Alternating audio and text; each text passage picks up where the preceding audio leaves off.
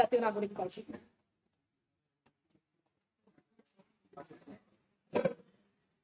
বিসমিল্লাহির রহমানির রহিম। আসসালামু আলাইকুম। যারা উপস্থিত আছেন, শুধু যারা এসছেন আজকে কষ্ট করে অনেকক্ষণ ধরে আপনারা অপেক্ষা করছেন এবং ধৈর্যচ্যুতি ঘটেছে অলরেডি, এটা আমি মোটামুটি বুঝতে পারছি, কিন্তু তারপরও কিছু বিষয় বলি।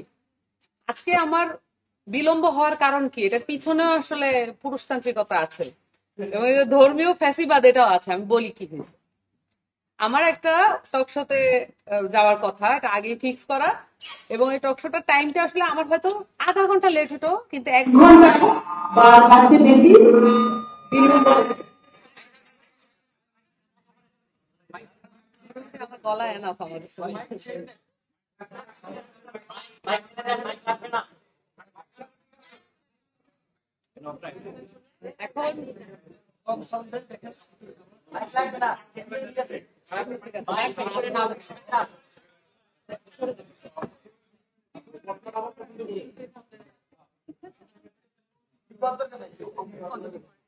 আচ্ছা, আবার শুরু করি। তো আমার একটা টিভিতে টক শোর জন্য যাওয়ার কথা ছিল। টক শোতে যেটা হয় আর কি, দুজন মানুষ থাকে, দুজন মানুষ একে অপরের অপোজিশন থাকে, যাতে করে সঠিক বিষয়টা উঠে আসে, এটার আর কি একটা টার্গেট থাকে যারা টক শো করেন। তো আয়োজক যিনি, উনি খুব দুঃখ ভরে আমাকে বলছেন যে উনি আসতে দেরি করছিলেন। তো আরেকজন যে ছিল, আমি তো আর জানতাম না কে, উনি আমাকে বললেন যে জামায়াতে ইসলামের একজনকে উনি দাওয়াত দিয়েছিলেন এবং শেষ মুহূর্তে আমার নাম শুনে উনি ক্যান্সেল করেছেন এবং বাজে কমেন্টও করেছেন। কমেন্ট করে ওনারা এটা ক্যান্সেল করে দিয়েছেন এবং বলেছেন যে মানে এরকম শোতে তাকে আর না ডাকা হয়। তো তারপরে উনি নিজেই এটাতে, মানে ওনার সাথে মিসবিহেভ করেছে, তো যে আয়োজক ছিল উনি নিজেই এটাতে আসলে যথেষ্ট মর্মাহত ছিলেন। উনি নিজেই মেনে নিতে পারতেছিলেন না যে একটা, মানে উনি বলছিলেন যে আমার রাজনৈতিক ক্যারিয়ারে এই প্রথম আমি এটা ফেস করলাম। তো আজকে ধরেন উনি যখন আবার কথা বলছিলেন, তখন আসলে উঠে আসলো যে আজকে রাজশাহী বিশ্ববিদ্যালয়ের একজন সহকারী অধ্যাপক উনি বলেছেন যে বেগম রোকেয়া সাখাওয়াত হোসেন কাফের এবং মুরতাদ।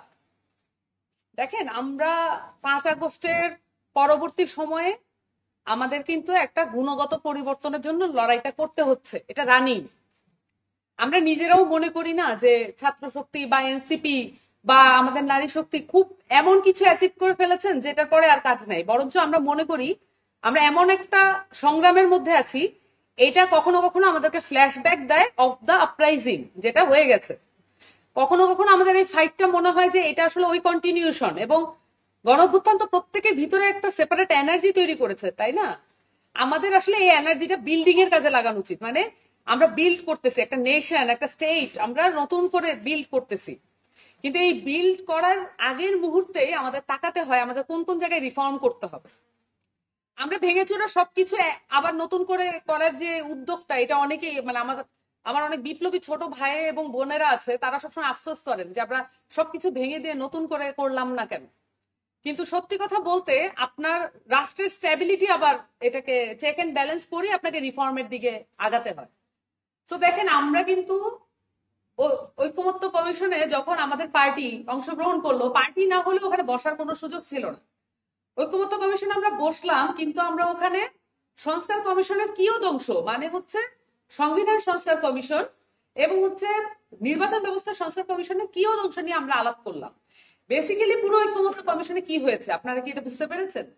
এটা হয়েছে যে পুরাতন স্ট্যাবলিশমেন্টের মতো করে একটা পাওয়ার স্টেকের ভাগাভাগির লড়াই হয়েছে এখানে। পুরো ঐকমত্য কমিশনে এই বিষয়টা ঘটেছে যে কে কতটুকু পাবে, কোন দল, মানে কতটুকু অংশ ঠিক করলে, সংবিধানে কতটুকু অংশ পরিবর্তন করলে কোন দল নতুন করে কতটুকু পাচ্ছে, এটাই হচ্ছে পুরো ঐকমত্য কমিশনের সারমর্ম। আমাদের মাঝে আছেন মনিরা শারমিন, ওরা কিন্তু প্রত্যক্ষ অভিজ্ঞতা হয়েছে এবং আমরা যখন কথা বলেছি তখন এই বিষয়গুলো উঠে এসেছে। ধরেন এখন এই যে পাওয়ার স্টেকের ভাগাভাগি, এই বিষয়টা আসলে কি, এইটা আপনি স্টেট লেভেলে যেমন ঐকমত্য কমিশন দিয়ে দেখেছেন, একইভাবে আপনি এটা এলাকা ভিত্তিক, মহল্লা ভিত্তিকও দেখবেন যে মাদকের কোন অংশটুকু কত পার্সেন্ট কে পাবে, ওই অঞ্চলের কয়টা দোকান কে চাঁদাবাজি করবে, এবং ওইখানে ভ্যান নালা থেকে কত অংশ চাঁদা কার পকেটে যাবে। এইটা হচ্ছে আপনার মহল্লা থেকে শুরু করে এটা মাইক্রো লেভেল, এবং ম্যাক্রো লেভেলে আপনারা ঐকমত্য কমিশনে রাজনৈতিক দলগুলোকে এই পারফর্মটা করতে দেখেছেন। সো এইটা হচ্ছে আমাদের বাংলাদেশের পাওয়ার স্টেকের ভাগাভাগির চিত্র, যেটা আমরা লাইভ টেলিকাস্টে দেখলাম।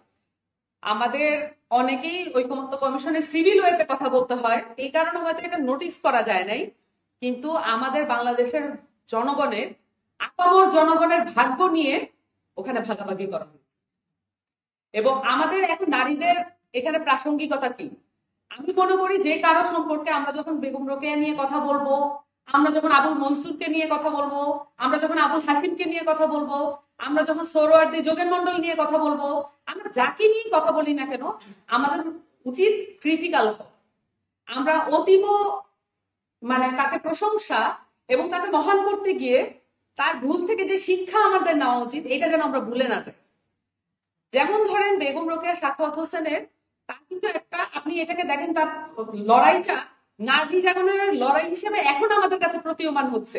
এটা তাকে যারা ব্যাখ্যা বিশ্লেষণ করেছেন, এটা তাদের একটা সীমাবদ্ধতা বলতে পারে, কিন্তু আমি একটু ক্রিটিক্যালি এটাকে দেখতে চাই। বেগম রোকেয়া সাখাওয়াত হোসেন ওই মুহূর্তে যে মুসলিম, যেটা হচ্ছে উচ্চ বর্ণের মুসলিম এবং উচ্চ বর্ণের হিন্দুদের যে স্ট্যাবলিশমেন্ট, সেটার বিরুদ্ধে উনি লড়াই করেছেন, এটা আমরা কেউ বলছি না। আমাদের এটা এভাবে দেখা উচিত। এবং আপনি যখন নিজেকে ওই লড়াইয়ের উত্তরসূরি ভাববেন, তখন আপনাকে বেগম রোকেয়ার মতো হতে হবে, ব্যাপারটা এরকম নয়। তার যে লড়াইটা, ওইটাকে ইকো করতে পারতে হবে। এবং ওইটা ছিল স্ট্যাবলিশমেন্টের বিপক্ষে লড়াই।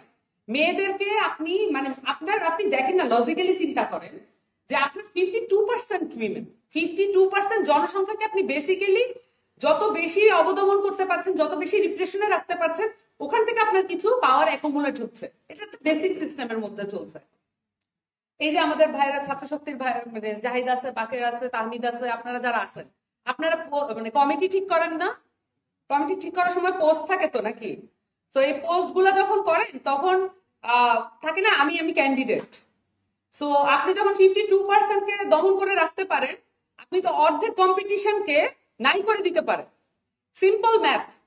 এখানে কেউ এটাকে মানে সামাজিক বন্দোবস্ত, অনেক থিওরিটিক্যালি এটাকে কেউ দেখছে না। এটা সিম্পল ম্যাথ, যে আপনার পার পোস্ট ক্যান্ডিডেট সংখ্যা কমে যাবে যদি আপনি নারীদেরকে আলাদা করে রাখতে পারেন। এবং নারীরা দেখেন, এখানে ইতু আছে, ওই যে সারা আছে, তারপরে রিদি আছে, ওরা আসলে কিভাবে পলিটিক্সটা করতেছে, এটা আমাদের যুব শক্তির একজন আছে ইসরাত জাহান বিন্দু, ওর ইনবক্স এবং ওর যে হোয়াটসঅ্যাপ মেসেজ, এটা হরফাইন। এটা আপনারা কেউ সহ্য করতে পারবেন না। আমি যতজনকে দেখেছি, এটা ওরটা সর্বোচ্চ। নুসরাতেরও হয়তো এরকমই অবস্থা হবে। আমাদের অন্তর্বর্তীকালীন সরকার, এই সরকারটা একটা সিঙ্গেল আইডিকে অ্যাকাউন্টেবল করে নাই। একটা সিঙ্গেল আইডিকে তারা অ্যাকাউন্টেবল করে নাই। একটা যে ভিডিওগুলো, যে এআই এর যে ভিডিওগুলো আসছে, একটা অ্যাকাউন্টকেও তারা অ্যাকাউন্টেবল করতে পারে নাই। আমি আপনাদেরকে লিখে দিতে পারি, আমাদের দেশের যে ডিজিএফআই আছে, এসএসএফ আছে, এসবি আছে, এনএসআই আছে, এনএসএফ আছে, এরকম নাম না যেন অসংখ্য গোয়েন্দা বাহিনী আছে, এবং তাদের সমস্ত ধরনের টুলস এন্ড মেকানিজমস আছে, যেগুলো ইসরায়েল থেকে আনা হয়েছে। অনেক কিছু ইসরায়েলের কাছ থেকে আমরা আসলে পারচেজ করছি, অনেক কিছু এই শেখ হাসিনা এগুলো করে গেছে। এই টুলস এন্ড মেকানিজমস দিয়ে আমাদের পক্ষে সম্ভব প্রত্যেকটা লোককে অ্যাকাউন্টেবল করা, কিন্তু আমাদের ইন্টারিম গভর্নমেন্ট সেটা করে নাই। এবং সামনের নির্বাচনে আমি কিভাবে নির্বাচনে দাঁড়াবো, সেটা নিয়ে আমার শঙ্কিত থাকতে হচ্ছে। কারণ আমার অপর পার্টি যে অপোজিশন থাকবে, সে এআই দিয়ে এমন এমন মানে ভিডিও তৈরি করবে, সেটা আসলে সাধারণ মানুষের জন্য এটা ডাইজেস্ট, মানে সে ডাইজেস্ট করতে পারবে এবং সে মনে করবে যে এটা ট্রু। এবং মানে এই যে একটা ভয়াল পরিস্থিতি তৈরি হইলো 5 আগস্টের পরে, এআই কে ব্যবহার করা, মিথ্যা তথ্য, অপতথ্য, ভুল তথ্য। দেখেন, আমি একটা কথা বলি, এনসিপি, ছাত্র শক্তি, যুব শক্তি, এই যে আমাদের সংগঠনগুলোকে আমাদের মিডিয়া অনেক রকম ভাবে ফ্রেমিং করে, এবং এটা আবার ফ্রেমিং করার একটা ওয়ে আছে যে একটু অ্যাকাউন্টেবল করা। আমি কিন্তু এটাকে পার্সোনালি খারাপ ভাবে কখনোই নেই। আমি নেই কি জন্য? আমি মনে করি যে এনসিপি, এখানে অনেক মানুষ এখন যুক্ত হবে, আমরা তো চিনি না কে কেমন। অ্যাকাউন্টেবল করতে থাকলে এই পার্টিটার সম্ভাবনা যদি একটু কমও থাকে বা মাঝারি থাকে, তাহলে অন্তত যারা সুবিধাবাদী তাদের কাছ থেকে আমরা অন্তত একটু মুক্ত থাকবো।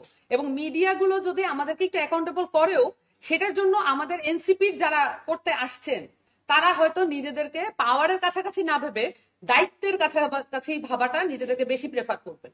সো এইটা আমি পজিটিভলি নেই, কিন্তু ভুল তথ্য, অপতথ্য এবং একেবারে ডাহা মিথ্যা তথ্য এবং হচ্ছে ইন্টেনশনাল এআই, এগুলার বিরুদ্ধে আমাদেরকে লড়াই করতে হবে।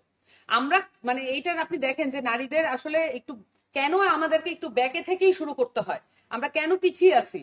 আপনারা ধরেন, আপনারা মাঠে গেলে আপনারা আহত হতে পারেন, নিজের কর্মী বা অপর কর্মী বা অপোজিশনের লোক দিয়ে আপনারা আহত হতে পারেন। এলাকায় গেলে আপনাদের হয়তো একটা পোস্ট না দেওয়া হতে পারে, উপরের পোস্ট আপনারা না পেতে পারেন, আপনাদেরকে হয়তো বলা হতে পারে আপনি তো অত বেশি পলিটিক্সটা বোঝেন না, আপনি কয়দিন পরে আসেন, এগুলো বলা হতে পারে, এগুলো মেনে নেওয়া যায়। কিন্তু আপনাদের যেটা ফেস করতে হয় না, পুরুষ সহকর্মীদের বলছি, আপনাদের যেটা ফেস করতে হয় না সেটা নারীদের অনেকাংশে বেশি ফেস করতে হয়। ইভেন যে বট আইডির কথা বারবার আলাপ হচ্ছে, একটা বিশেষ ছাত্র সংগঠন, একটা বিশেষ রাজনৈতিক দল, তারা এইটাকে একটা পলিটিক্স হিসেবে নিয়েছে, পলিটিক্স হিসেবে নিয়েছে। এইটাই তাদের রাজনীতি, সোশ্যাল মিডিয়া এটাই তাদের রাজনীতি। এবং ঠিক আছে, নাম বলতে আমার কোনো সমস্যা নেই, কিন্তু আমার কাছে মনে হয় যে এটা তো আসলে সংস্কৃতির বিষয়। এখন আমরা তো এই রাজনৈতিক দলগুলোর সংস্কার নিয়ে তো আমরা কথা বলেছি, কিন্তু এইটা প্রায় ভূমিকা নেয় নাই, নিয়েছে কি পাওয়ার স্টেকের ভাগাভাগি। আমি আপনাকে ক্লিয়ার করে বলছি যে আপনারা নারীদেরকে সামনে আসতে দেখতে চান, নারীদেরকে সামনে আমরা আনতে চাই, কিন্তু আমি বলছি আপনাকে, যদি আপনারা শক্তিমত্তা, পেশি শক্তি, অস্ত্র, অর্থের এই যে কারসাজি, এইটা যদি আপনারা চেঞ্জ করতে না পারেন, আমরা চেঞ্জ করতে না পারি, নারীদেরকে ডাকবেন না, নারীদেরকে ডাকবেন না, কারণ এটা তার জন্য আরো বেশি এক্সট্রা অবমাননাকর। কারণ এমন একটা অসম লড়াই তাকে আপনারা ফেলে দিচ্ছেন, যে অসম লড়াই আপনারা অনেক আগের থেকেই আপনারা এগিয়ে আছেন। ওই পাওয়ার স্টেকের ভাগাভাগির মধ্যে নারীদেরকে ডাকবেন না। নারীদের আপনারা পাওয়ার স্টেকের এই যে ধুরন্ধতা, মানুষের সাথে যে প্রতারণা, এইটার থেকে বরঞ্চ আপনারা ফেরত আসেন। নারীরা যেরকম দায়িত্বের রাজনীতি করে, দায়িত্বের রাজনীতিটা করেন, তাহলে এখানে আপনারা স্পেশালি আর ডাকতে হবে না নারীদের। আর নারীদেরকে যদি আপনারা ওই পার পোস্ট, পার ক্যান্ডিডেট আর হচ্ছে আমাদের পার কমিটিতে নারী আসলো কিনা একটা কনসার্ন থাকতে হয়, কারণ এনসিপি নারীদের কথা বেশি বলছে। যদি কমিটিতে কোনো একটা কমিটি পাবলিশ করলাম সেখানে নারী নাই, বেশিংটা আমাদেরই খেতে হবে। তো আমরা তখন কনসিয়াসলি নারীদেরকে রাখার চেষ্টা করি, এটা কোনো ওয়ে না, এটা কোনো ওয়ে না। আমাদের নারীদের যেমন দায়িত্ব আছে নিজেদেরকে যোগ্যতর করে গড়ে তোলা, আপনাদেরও দায়িত্ব আছে এক্সিস্টিং যে কাঠামো, এক্সিস্টিং যে সিস্টেম, এইটাকে আপনারা পরিবর্তন করার লড়াইটা করতে হবে। আমি আর বেশি দীর্ঘায়িত করবো না। দেখেন, এখানে আমরা নারীদেরকে নিয়ে কথা বলছি, নারীদের নিয়ে প্রোগ্রাম করছি, আমাদের এইটা আমি কখনোই জমায়েত যাই হোক বা যে অবস্থায় হোক, আমি কখনোই এটা নিয়ে হতাশ না। আমি মনে করি এইটা যদি যেদিন আপনি দেখবেন আপনার রাজনীতিতে 52% উইমেন, যেটা আসল রেশিও, সেই রেশিওতে আপনি দেখতে পাচ্ছেন, সেদিন বুঝবেন আপনার রিফর্ম কমপ্লিট, সেদিন বুঝবেন যে আপনি বাংলাদেশকে পরিবর্তন করার লড়াইয়ে আগায় গেছে। এছাড়া এটার কোনো ইন্ডিকেশন নাই। যেদিন দেখবেন যে হিন্দুরা আসলে যেরকম মাইনরিটিতে বা পার্সেন্টেজে যেরকম, সেরকম হিন্দু ক্যান্ডিডেট আপনার আসতেছে, ডেকে এনে জোর করে তাকে নির্বাচনে পরিচয় করতে হচ্ছে না, তাকে অ্যাডভার্টাইজ করতে হচ্ছে না, ন্যাচারালি তারা সেফ মনে করছে, তখন বুঝবেন আপনার রাজনীতি পরিবর্তন হয়েছে। তো আমরা এনসিপির জায়গাটা আসলে এইটাই, অন্তত আমি বিশ্বাস করি আমরা সেটার জন্য আসলে সেই প্রত্যয়টা নিয়ে আছি। এবং সামনে যে জোট, এবং একটা দুঃখজনক জিনিস, আমরা ঐক্যমত্য কমিশনও দেখেছি, পুরুষ সর্বস্ব একটা কমিশন, সেখানে আসলে ন্যাচারালি কোনো নারী নাই। যদি খালেদা জিয়া যদি নিজেই ওইটা পরিচালনা করতেন, তাহলে হয়তো বিএনপির পক্ষ থেকে খালেদা জিয়া উপস্থিত থাকতেন, কিন্তু আসলে কোনো পার্টি টপ লেভেলে কোনো নারী নেই। তো এইটা হচ্ছে বাস্তবতা, এবং বাস্তবতা এটাকে আপনার ব্যাখ্যা বিশ্লেষণ করে ক্রিটিক্যালি দেখে আপনার পরবর্তী স্টেপ গুলো নিতে হবে। এবং আপনারা যারা সহকর্মীরা আছেন, আমাদের সহযোদ্ধারা পুরুষরা আছেন, আমার ছোট ভাইয়েরা আছে, তারা অবশ্যই এটাকে একটু কনসার্ন ওয়েতে নিয়ে নারীদের নিয়ে আসা এবং তাদের সেফটি এনশিওর করা। তাতে যদি আপনার আপাত পলিটিক্স একটু পিছনেও যায়, তাও আপনারা এই ফাইটটা নারীদের সাথে করেন, কারণ আলটিমেটলি এটা আমাদেরকে অনেক বেশি বুস্ট আপ করবে, অনেক বেশি গেইন দিবে। সবাইকে অসংখ্য ধন্যবাদ। আসসালামু আলাইকুম।